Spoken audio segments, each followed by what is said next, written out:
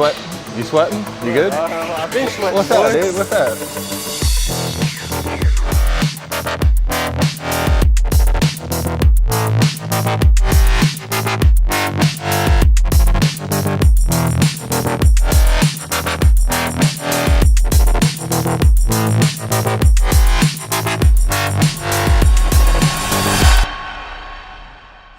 What's going on, guys? Coming at you at the beautiful Forze up here in White Marsh with my boy Erik, killing it. Episode 5, here we go. We are going to be coming out with episodes every 2 weeks now, but please stay tuned. Check the Facebook group page for behind the scene, up close, personal content from yours truly, Erik Kolish. Erik cried out for help. You know, it was last week. He was like, Brett, my squat form sucks. Brett, my deadlift form sucks. So today is like a real fundamental corrective exercise episode, making sure, you know, his form is down, because these movements that, you know, we're gonna be doing are very, very intense, and it's critical to make sure your form is on point. Wouldn't you say that? Yep.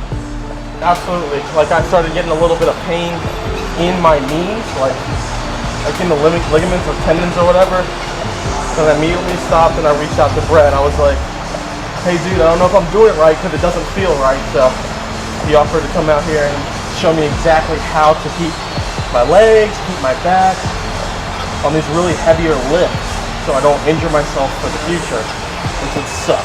So far, my weeks have been laid out what we call 3-day splits. I do chest and back one day, legs another day, then shoulders and arms another day, and then 1 day off. All right, starting out with the squat. Hand placement is good. Go ahead, Erik. Let me check you out right now.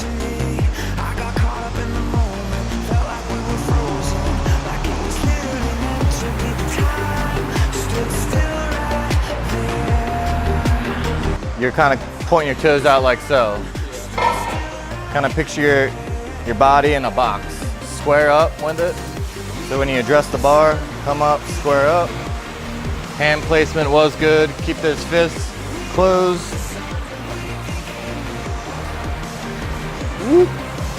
Yep, squared up. So be cognizant of not pointing your toes out. I think this is where you're having the knee problems, right? Yeah, too much torque. Shoulder width apart. Yeah, absolutely. Shoulder width apart. Again. There you go. Yep. Good auto correct. Watching Erik's form, I saw a couple things that we can definitely correct. It's just going to take time.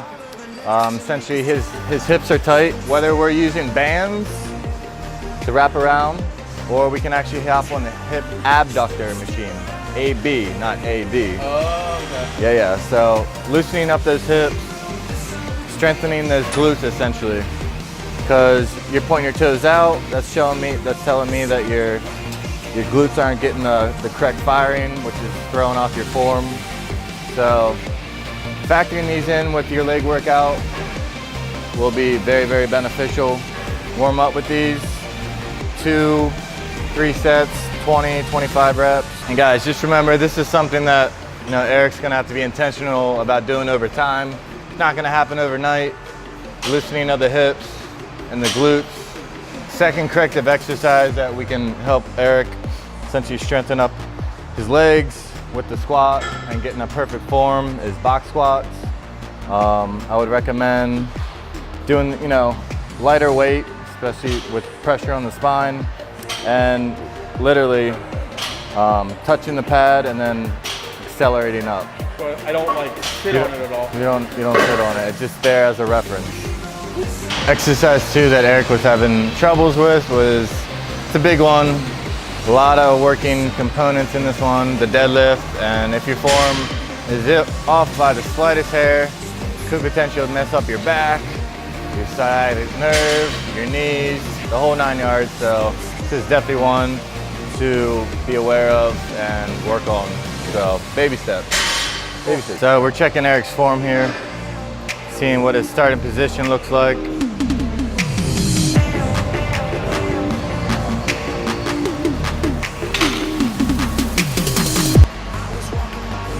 One thing I saw, again, with the squat, Erik's feet were a little bit off. Again, you can do the same range of motion exercise with the abductor. Feet shoulder width apart.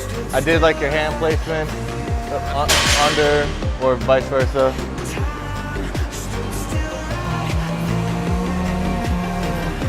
Hand placement coming up. Starting with that butt up.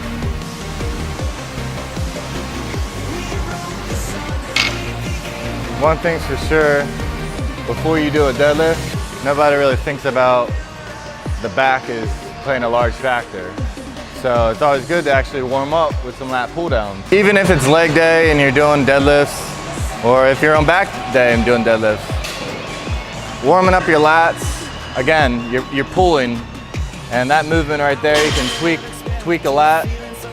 So warming them up, getting them loose, gonna play a huge role in his overall stance and range of motion with the deadlift. When he's starting down here, he's starting to pull, straighten his legs out. You wanna stick that butt up, kind of hinge forward. So think of your body as a hinge, but all in the same plane. Yeah. So straightening your legs should be like the last thing. So hinge. Yep. Squeezing the glutes at the top. Much better. And good. How'd that feel? Feel the difference? Feel tight. In the lower back? Yeah.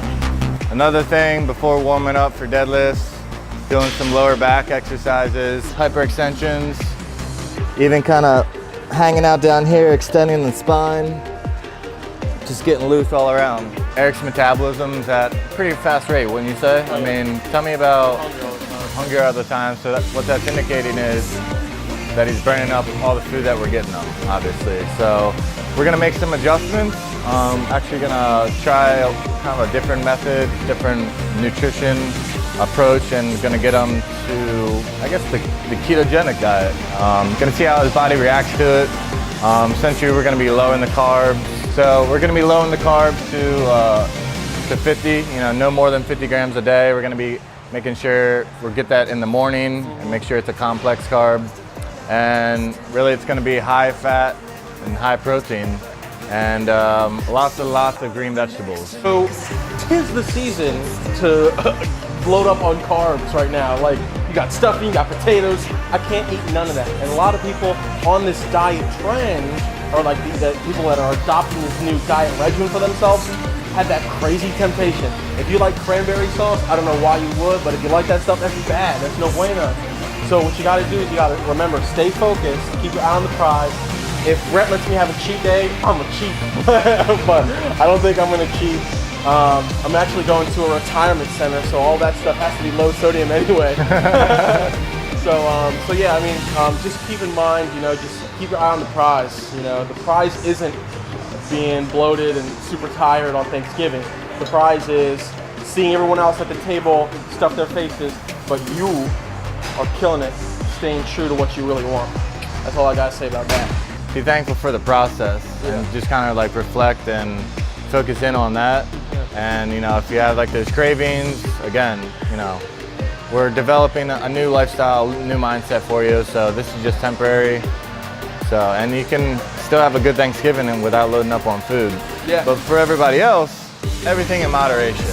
I'm gonna be posting a lot of behind the scenes stuff with my journey, like waking up, not feeling like I want to wake up, and recording myself and actually going to the gym and just going through the mindset of what it's actually going to be like to get yourself out of bed in the morning, because it's getting cold. People don't want to wake up and get out of that comfy comforter.